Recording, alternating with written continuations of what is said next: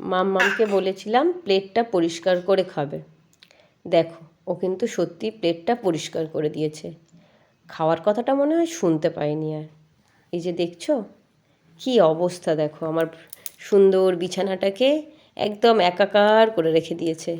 কোনোটাকে পাঠিয়েছে দিল্লিতে, কোনোটাকে পাঠিয়েছে মুম্বাইয়ে, তো কোনোটা হায়দ্রাবাদ।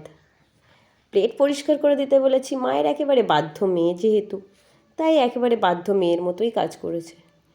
খাবারটা খাওয়ার কথা যে লাস্টে বলেছিলাম সেটা আরও শুনে উঠতে পারেনি।